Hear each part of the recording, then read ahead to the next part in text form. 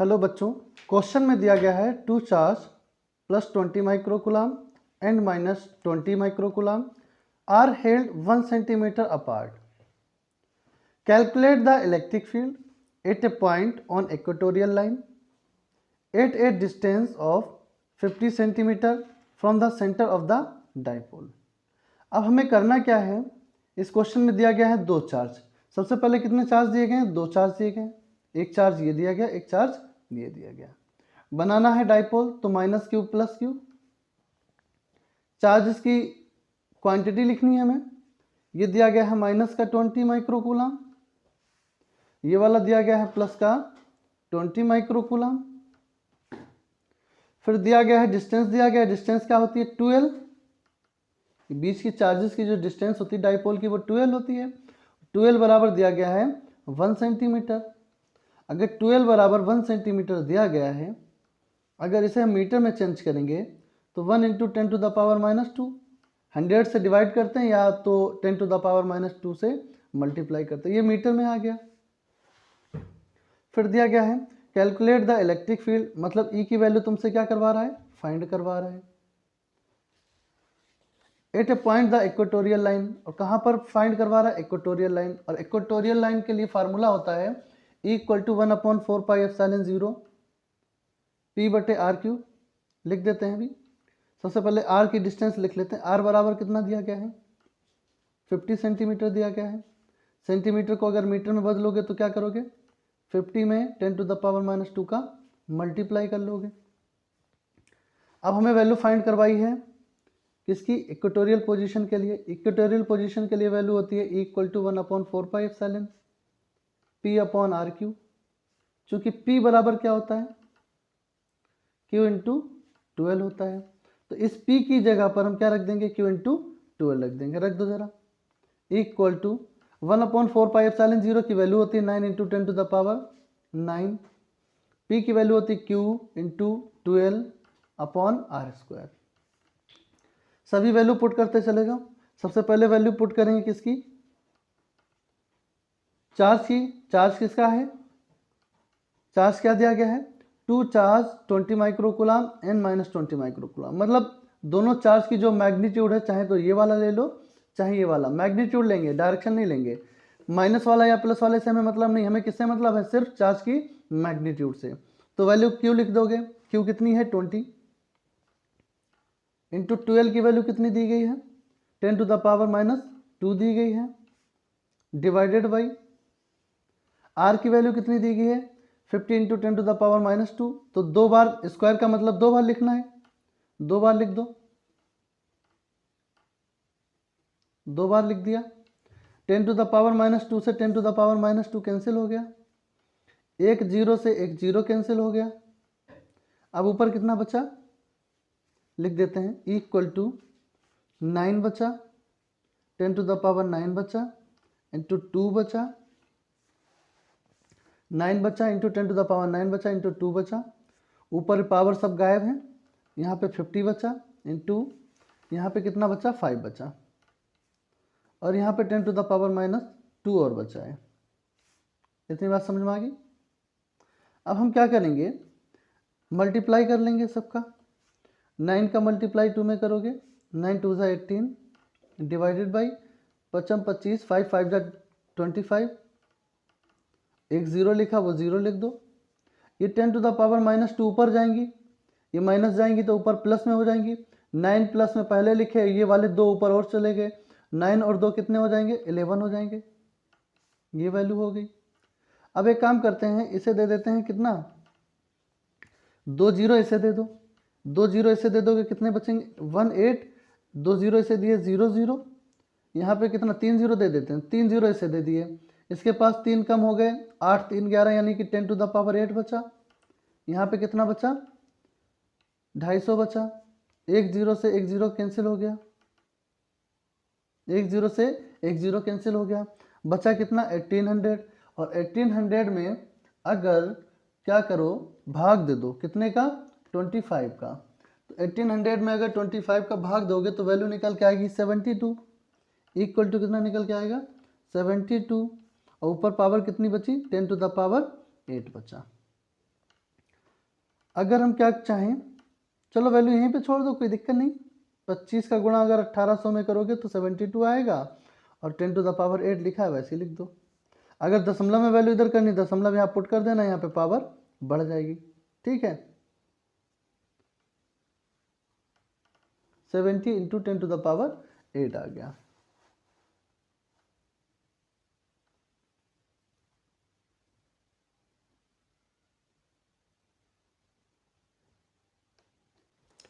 अगले क्वेश्चन में दिया गया है, calculate the electric dipole moment of an electron and proton. कोई इलेक्ट्रिक डाइपोल हमें बनाना है जो इलेक्ट्रॉन और प्रोटॉन से मिलकर बनता है, जिसकी बीच की डिस्टेंस दी गई है 4.30 नैनोमीटर अपार्ट। मतलब 12 की वैल्यू दी गई है भाई, डाइपोल के बीच की डिस्टेंस क्या होती है, 12 होती ना। 4.30 दी गई है नैनोमीटर में, इसे नैनोमीटर को मीटर में बदलोगे कितना बदल जाएगा, 4.30 इंटू, जब नैनो को मीटर में बदलते हैं तो 10 टू द पावर माइनस से मल्टीप्लाई कर लेते हैं, ये मीटर में आ गई वैल्यू। और डाइपोल मोमेंट क्या होता है, पी, ये हमें फाइंड करना है। अच्छा, चार्जेस के जो मैग्नीट्यूड दिए हैं, चाहे वो इलेक्ट्रॉन हो चाहे प्रोटॉन हो, तो दोनों की वैल्यू सेम होती है, मैग्नीट्यूड दोनों का सेम होता है, 1.6 into 10 to the power minus 19 coulomb. तो वैल्यू के लिए क्वेश्चन लगा दोगे, P equal to Q into 12 लगा दोगे, वैल्यू पुट कर दोगे। Q की वैल्यू रखोगे, Q की वैल्यू कितनी दी गई है, 1.6 into 10 to the power minus 19 coulomb, into 12 की वैल्यू कितनी दी गई है, 4.30 into 10 to the power minus 9, ये मीटर में दी गई है। अब -19 और -9 कितने हो जाएगा, माइनस के 28 हो जाएंगी पावर, बचा कितना 1.6 बचा, इंटू 4.30 बचा, इंटू -19 और -9 कितने हो जाएंगे, 20 8 28 28, ये C और M मतलब कूलाम इंटू मीटर हो जाएगा। अब हम क्या करेंगे, मल्टीप्लाई करेंगे, किसका किसका मल्टीप्लाई करेंगे, 1.60 का मल्टीप्लाई कर देंगे 4.30। जब इसका मल्टीप्लाई आप कर लोगे तो इसकी वैल्यू निकल के आएगी 495, इसकी वैल्यू निकल के आएगी 495.36 into 10 to the power minus 28 coulomb metre.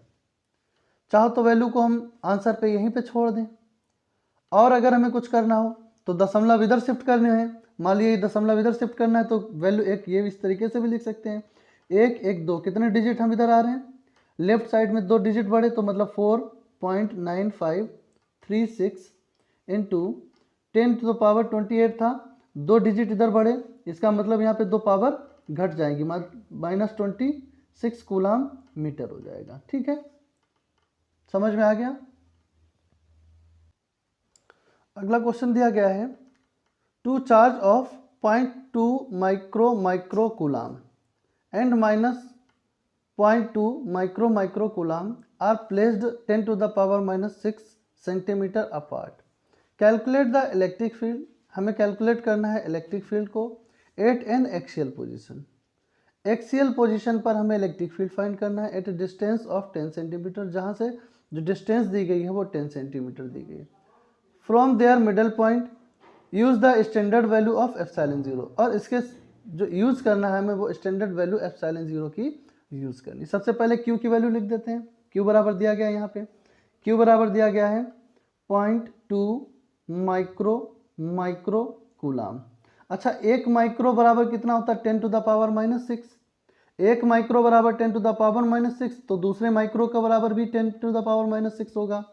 अगर हम इसे चेंज करेंगे Q की वैल्यू को तो क्या लिखेंगे, 0.2 लिखेंगे, 1 माइक्रो बराबर 10 टू द पावर -6, दूसरे माइक्रो बराबर भी 10 टू द पावर -6 कूलाम लिख दोगे।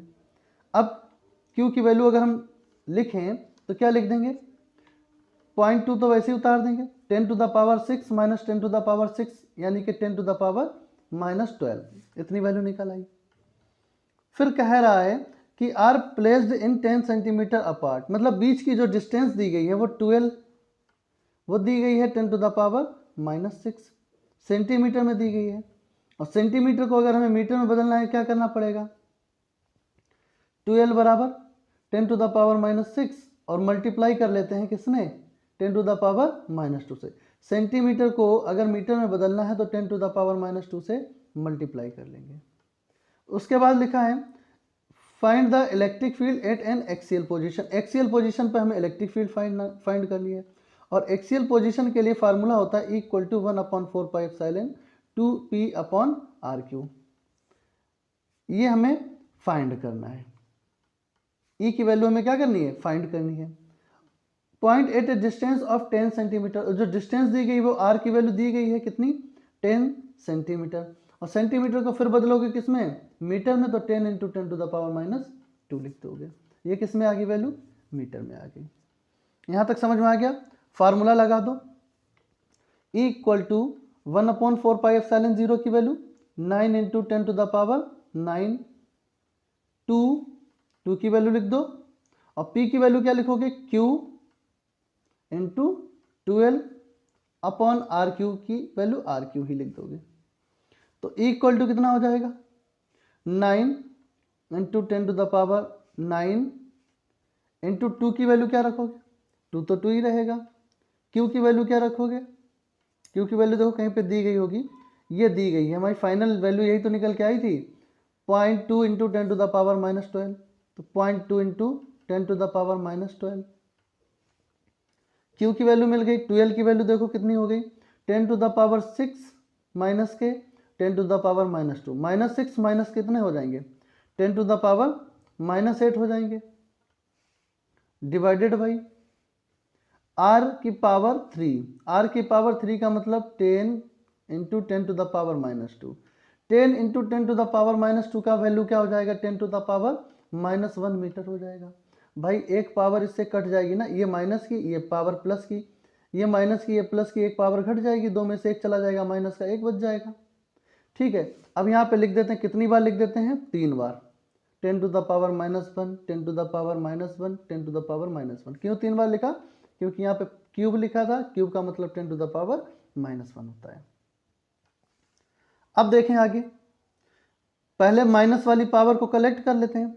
देखो माइनस का 1, माइनस का 2, माइनस का 3, कितनी नीचे आ गई पावर। पहले पावर को कलेक्ट कर लेते हैं, 9 वैसे लिख दो, 10⁻9 को भी वैसे लिख दो, 2 और चलो बाद में मल्टीप्लाई करते हैं, 2 × 0.2, 12 और 8 कितने हो गए, 10⁻⁻20 हो गया, डिवाइडेड बाई -1 -1 -1, 10 कितना हो गया, -3 हो गया। यहाँ तक समझ में आ गया। अब हम करेंगे क्या, देखो एक काम करते हैं, ये -3 से यहाँ पे -3 गायब हो जाएंगे, माइनस का 17 बचेंगी, पावर कितनी बचेंगी भाई, 20 में से 3 चले गए, कितने बचे, ये भी माइनस के, ये भी माइनस के, सेम सेम है ना। तो अगर 20 में से 3 चले गए तो माइनस के 17 बचे। ठीक है, यहाँ तक समझ में आ गया। तो E इक्वल टू कितना हो जाएगा, देखो अब मल्टीप्लाई कर लेते हैं, 9 2 18, पहले लिख देते हैं 9 2 18 और 0.2, 18 का मल्टीप्लाई करो किसमें, 0.2 में, तो वैल्यू निकल के आ गई 3.6। 9 का मल्टीप्लाई करा 2 में और 2 का मल्टीप्लाई करा 0.2 में, तो ये वैल्यू निकल के आएगी 3.6। मल्टीप्लाई आप करके चेक कर लेना। अब देखो कितना बचा, 10⁻9 बचा और 10⁻⁻17 बचा, 10⁻9 बचा और 10⁻⁻17 बचा। अब 17 में से 9 घटाओ जरा, 17, तो जब 10⁻³ से 20 चले गए तो 17 आ गया था। उसके बाद अगर हम देखते हैं कि E की वैल्यू 3.6 × 10⁻9 आ गया, इंटू 10⁻⁻17 हो गया। माइनस का 17 में से 9 चले गए, माइनस का 17 में से 9 चले जाएंगे, कितना बचेगा, माइनस का 8 बच जाएगा। माइनस के 17 में से 9 चले गए, माइनस का 8 बचा, तो यहाँ पे पावर कितनी बच जाएगी, माइनस का 8 बच जाएगा। और E की वैल्यू जो होती है वो निकल आई 3.6 × 10⁻⁻8 न्यूटन पर कूलाम। इसकी यूनिट हो क्या होती है, 10⁻⁸ न्यूटन पर कूलाम होती है।